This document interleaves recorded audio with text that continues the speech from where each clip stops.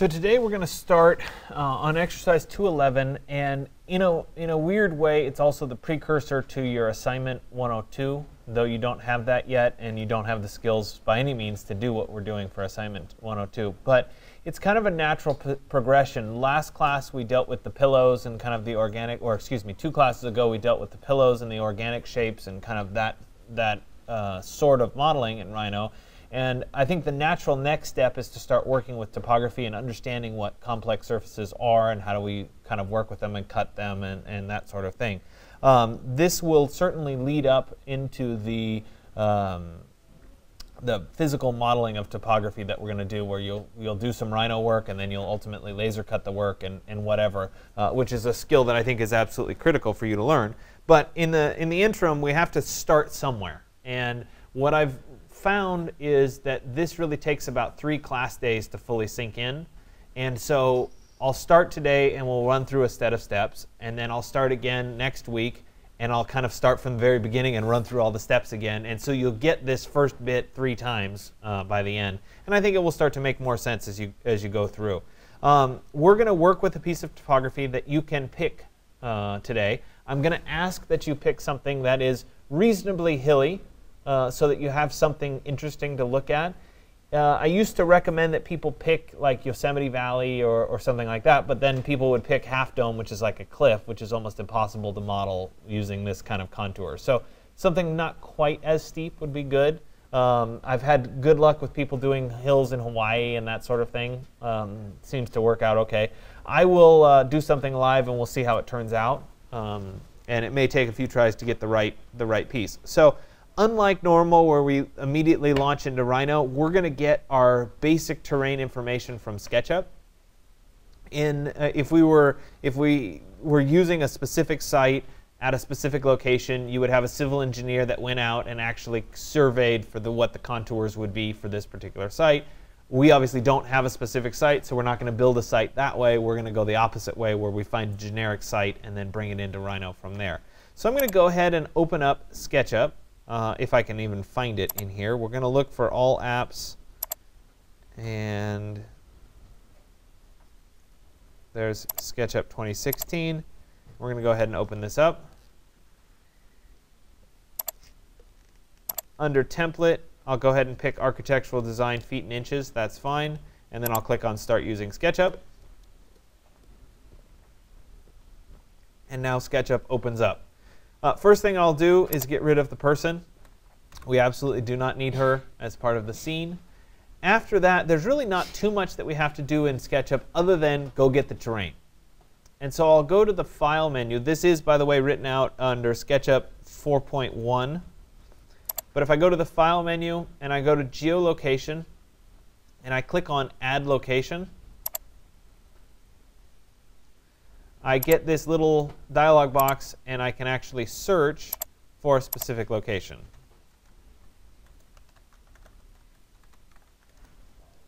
So let's look at Hawaii, for example. And let's see here.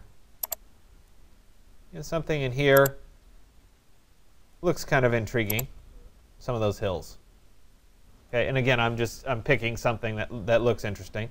What SketchUp does is it limits how much data we can actually pull. As we zoom in and zoom out, you see that at a certain point of zooming out, we just get a white square.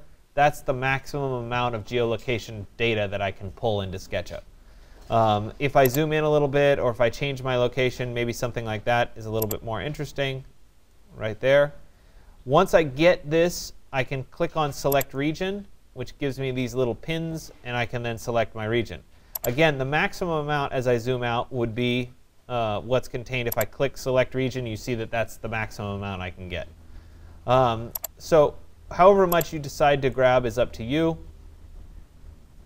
I'm going to go ahead and select this region. Maybe I'll make it a little bit bigger. Yeah, something like that. And I'll go ahead and click on Grab. And we'll give it a little bit of time, and it will come into SketchUp. Now, at this point, I'd like to see what the terrain looks like. It's a good place to kind of reference, does this look steep enough? Does this look like something I want to work with? I can do that by going to the File menu, going to Geolocation again, and then clicking on Show Terrain. And when I do that, we can see that this is kind of an interesting piece of terrain. I kind of like it. The little valley in here is kind of entertaining, etc. Okay? So now that I have this, I'm going to go ahead and go to File, and I'm going to go to Save As.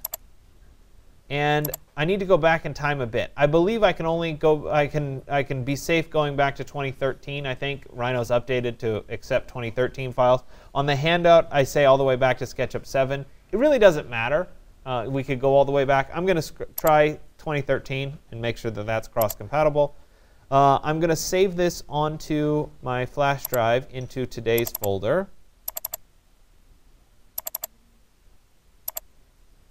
And this is fall of 2016. And we'll call this Hawaii sample. And I'll go ahead and click on Save. Okay? So once I've saved this, I can minimize SketchUp, and now I can open Rhino.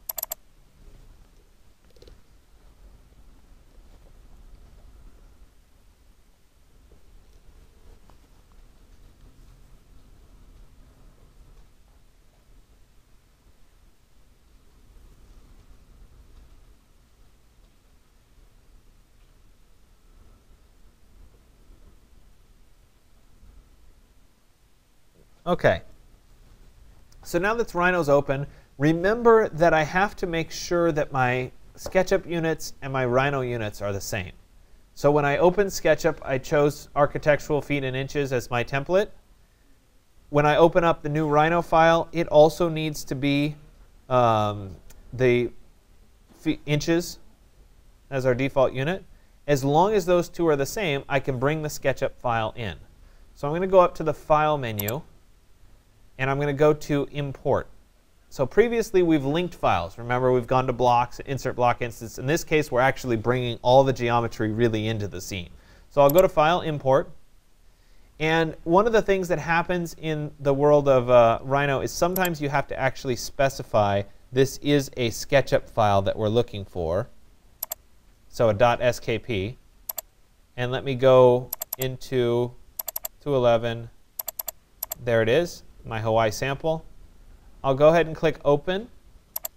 When I do that, I get SketchUp import options. We're going to bring in the surface as a mesh, which is what we want. We're going to join the edges and the faces together. The weld angle default is fine. We are going to embed the textures in the model for right now. What the textures look like in the model really doesn't matter. But long term, we may want those, so we'll go ahead and leave those. And then we'll go ahead and say OK. And so we get this little yellow line. Doesn't look like much because this is so large. So if we start to zoom out, then we see our overall piece of terrain. So when SketchUp brings this file in, it came in as what's called a mesh object. Let me go ahead and make this shaded so we can kind of see it. And what a mesh object does is it creates triangles that represent the surface. But if we look carefully at this surface, you see how there's really distinct facets, like going up this ridge, and it's not really smooth. It's also very difficult to work with this mesh in Rhino. So we're going to do some transformations to this to make it a nice, workable, usable, smooth object. Okay? So once we get to this state, I'm going to take a look at the layers. And on the layers, we have a default layer. We've got a bunch of other layers. I'm going to go ahead and get rid of layers 1 through 5, clean them up. Then we have a Google Earth snapshot layer, which doesn't do much for us. We can go ahead and delete that layer. We have layer 0, which if I turn it on and turn it off, has everything currently on it. And we have a Google Earth, what's this one? Terrain layer, which again doesn't have anything on it. So we'll go ahead and delete that one as well. So we have default and layer 0. I'm going to rename layer 0 to be SketchUp. Let's call it SketchUp Mesh for clarity. And I'm also going to get rid of this flat plane that comes in. I don't need that flat plane, so I'll select it, press the delete key, and now I have just the terrain itself. and it's on the SketchUp mesh layer. Okay? So now that I have this, I want to convert this mesh into a nice, clean NURBS object, right, which is a Rhino surface. So I'm going to do that using the contour command. And there are a variety of tools that will do this for you. The one that I'm going to do, I think, has the most success. And we'll explore some of the other options a little bit later in the semester. But I'm going to stick with this strategy. So this is written out. Let me just make sure I get the correct. It's under Rhino 5.23 and 5.24. We'll walk through everything that I'm doing right now. So I like to point that out. Sorry, that's from this morning. So if we go to tutorials, Rhino 5.23 and 5.24. There we go. SketchUp topography. 5.24 is curved networks. So between these two, you'll have everything that I'm about to do live that'll walk you through it. Okay. So now that I have this established, I'm going to create a new layer. And again, organization starts to become really critical because we're going to have a lot of stuff in this file. I'm going to call this contour X. Okay? And I'm going to make that layer current.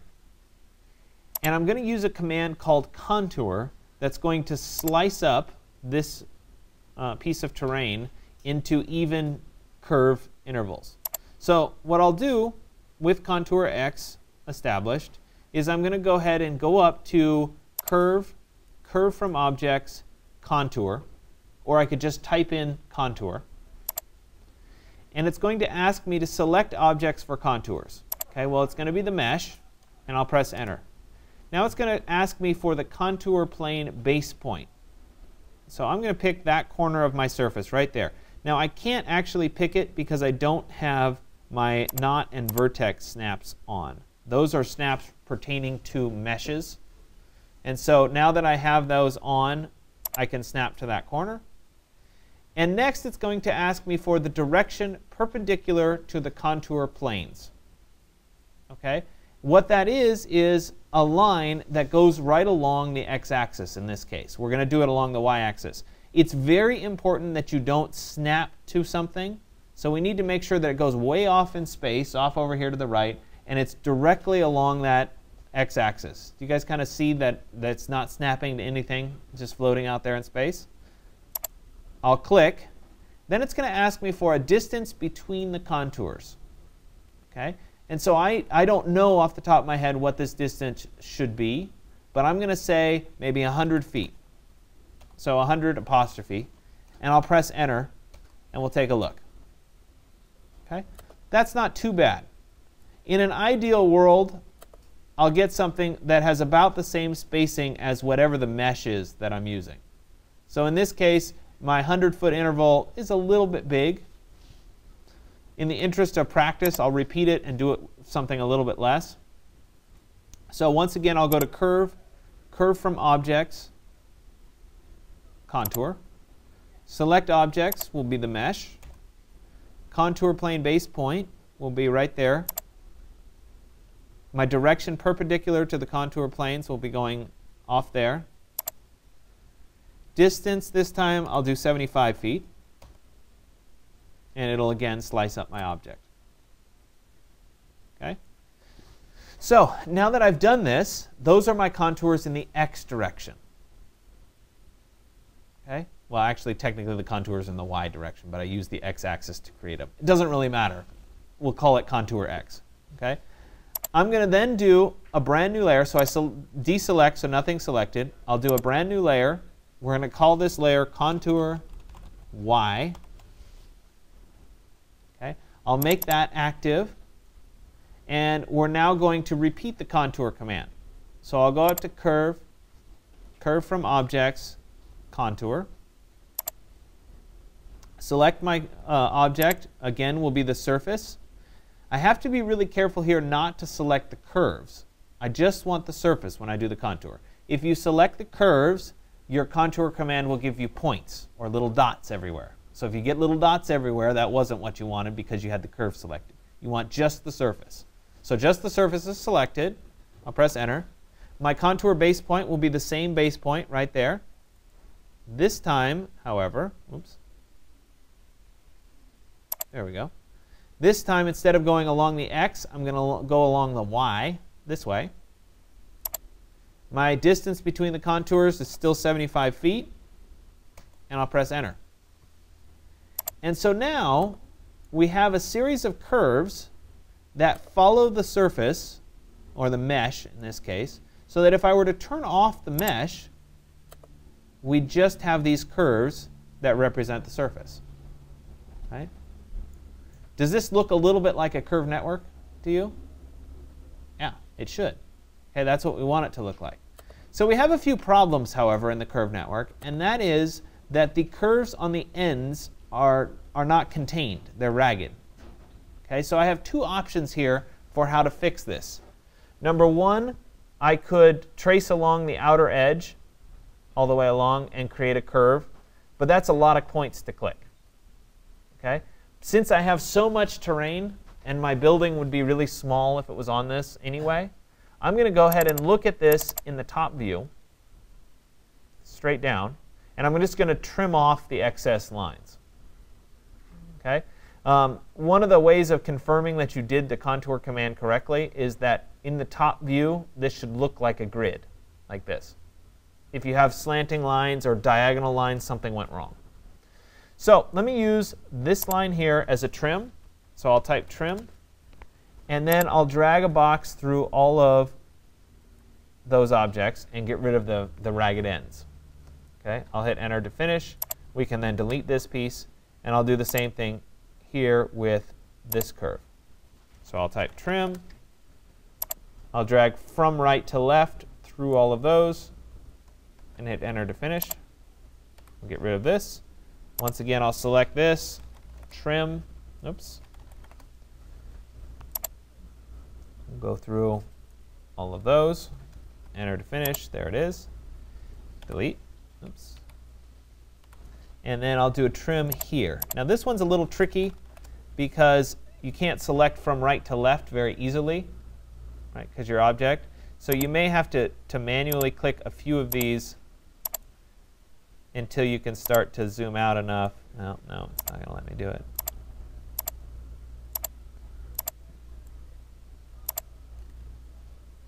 Right, at some point, there, I got through a few of them. Yeah, we'll just have to go through and click them.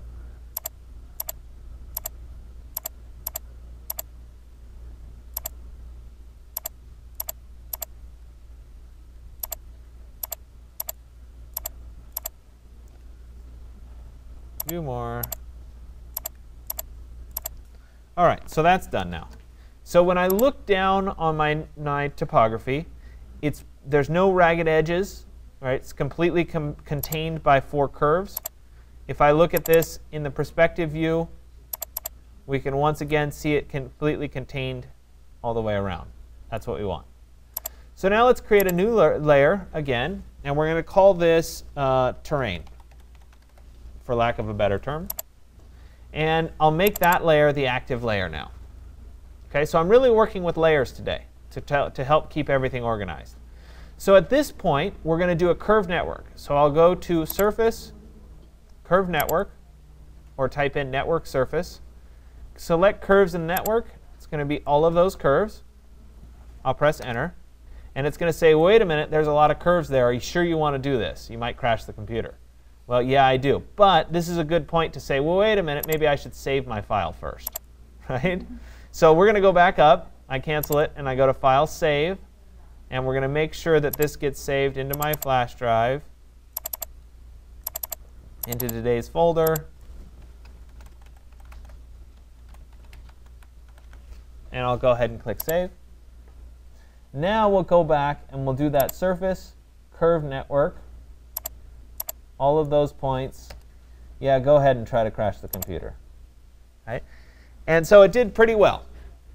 Okay? I get the curved network dialog box here. The edge curves and the interior curves, that's fine. However, if your computer really tanks in the process, you may have to adjust these. It depends on how many curves you have and whatever. Now, when I go ahead and say OK here, it may go quick. It may take 10 to 15 minutes.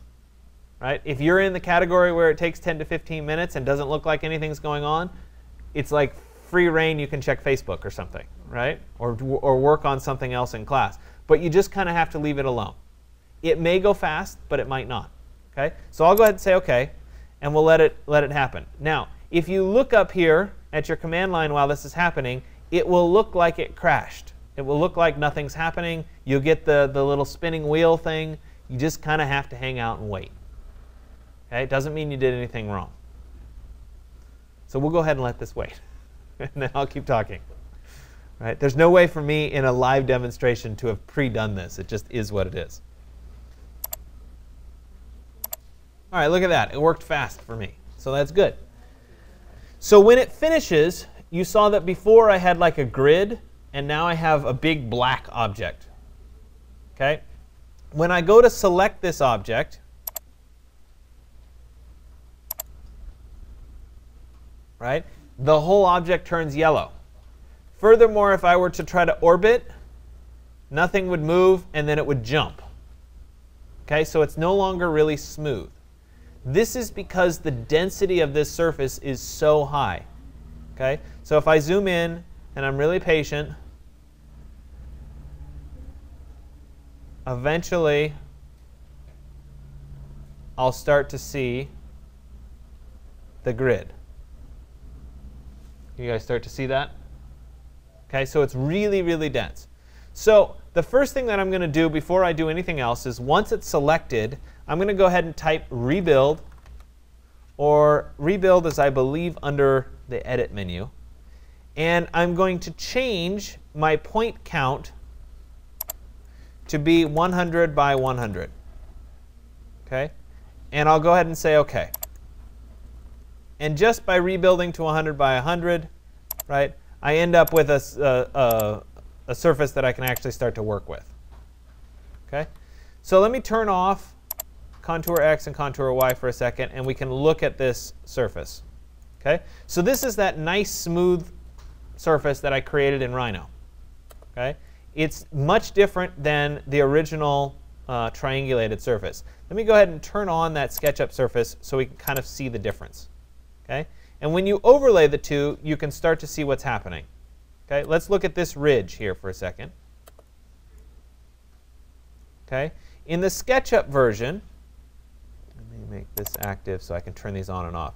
In the SketchUp version, right, we have these triangulated facets that represent that ridge. I'm trying to think of what's the best view of this. Okay? So there it is looking down the ridge. We see the facets and the little peaks. Likewise, in the valley, you see those flat triangle spots as we go down the valley. Okay?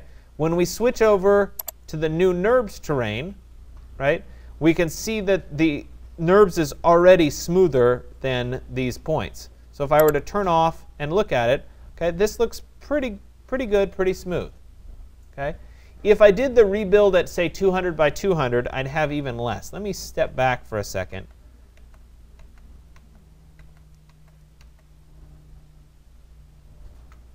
And I'll do the rebuild at 500 by 500 so you can kind of see. All right, let me go ahead and rebuild. And I'll do it at maybe 500 by 500.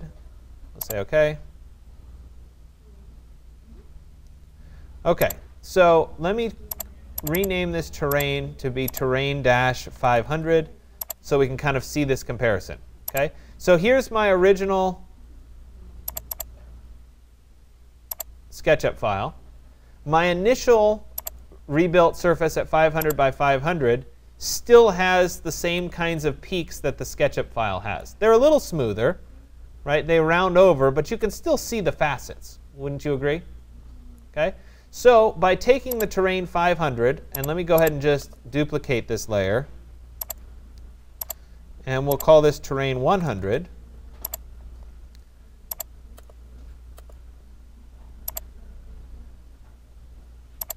Oops. Hold on a second, sorry. Select objects.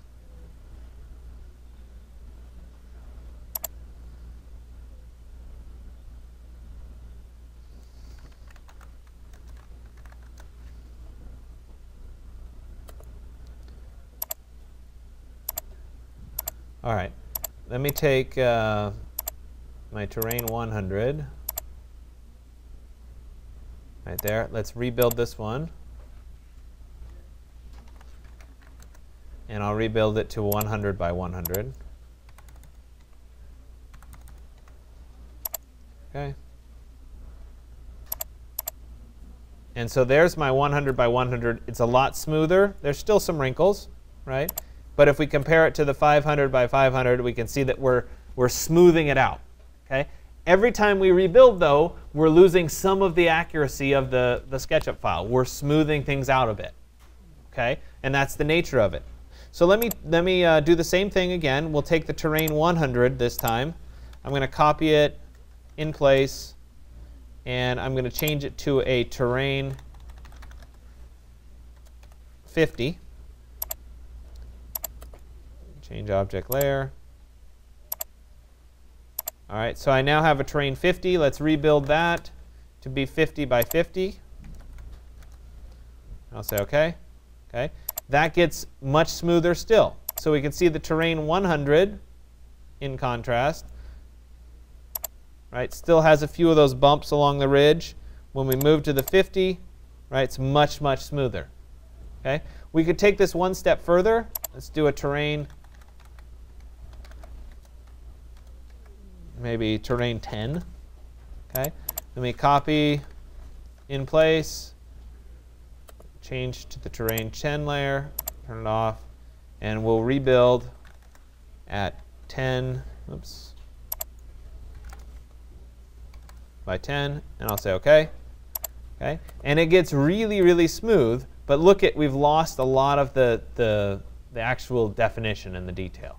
So there's a fine balance between smoothing it out and losing detail. Okay, so there was my 10 by 10. We've lost almost this whole ridge. Okay? So you have to kind of figure out what's the right balance. So the 100 is pretty good, but we have a little bit of the faceting. It might be OK. Right? The 50, I think, is a lot better. So I think in this case, I'd probably stick with the 50. Maybe a 75 would be good.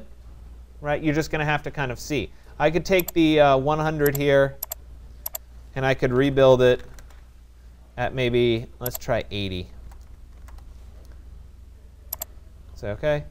Yeah, that one might be the ticket. Right? So you have to see which one feels right. Okay? But it's good practice to have to go through this rebuild and understand what's going on. Okay? So now that I have this terrain 100 done, I'm going to do one more thing, and I'm going to repeat the contour command one more time. Okay? So this time, I'm going to create a new layer, and we're going to call this layer Topo Lines. I'm going to put that at the very bottom here and make it active. There it is. So with Topo Lines active, I'm going to do the contour command. And I'm going to select my nice clean surface this time. I'll press Enter. And this time, I'll pick the same corner right there. But instead of going along the X or along the Y, I want to go along the Z. So I'll shift into a side view so that I can go straight up in the Z direction. There it is. And now I'll pick a distance between contours of, I don't know, let's say, let's do 40 feet. We'll see. All right. So I'll do 40 feet, and I'll press Enter.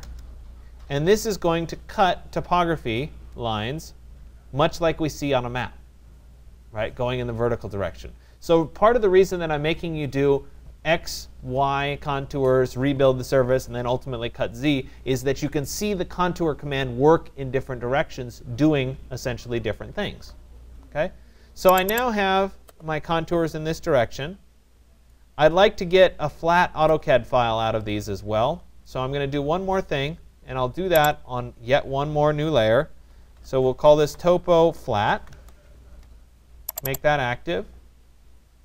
And with Topo Flat active, and actually I can turn off my terrain so we just see the topo lines. I'm going to draw a large rectangular plane bigger than my topo lines. I'm going to switch into the top view, and I'm going to use the project command to project these lines onto this surface. And I'll press enter. And when I'm done, we now have a flat version of my topo lines. So I went from the three-dimensional version into a completely flat version. With those lines selected, right, I can go up to File, Export Selected, and I can choose to export to an AutoCAD DWG. So right here is AutoCAD DWG, and we'll save this into my folder for today.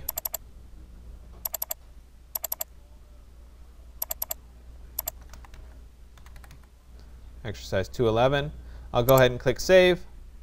The export scheme, the default is fine, or you can choose 2004 polylines, which is usually what I pick. And I'll go ahead and say OK. That then creates an AutoCAD file that's flat and ready to be used. Okay? Again, these are precursor steps for the kinds of things we're going to be doing over the next couple days. So this is all just practice for you. Okay? So I want you to convert a piece of topography into a NURB surface, like my terrain 100. Here, let's make that active. Turn these off, turn these off. I want you to do the contour and create an AutoCAD file. Okay? At that point, spend the rest of your time building a little something to render. So like a meditation pavilion, a relaxation space, a little house, right? Just practice modeling something, okay? And try to put it on the site somewhere, okay? What I'll ask you for at the end today is one post that has two renders or screenshots of whatever you created, okay? Plus the AutoCAD file. So you're posting 3 total things. Does that make sense? Okay. You also should comment on your classmates' work for this exercise. Thus far, most things you haven't had to comment for in this class. And you guys all remember, or the large number of you that were in 135, the commenting, there was lots of comments. This is kind of the first time that you really have to do comments in this class. Okay?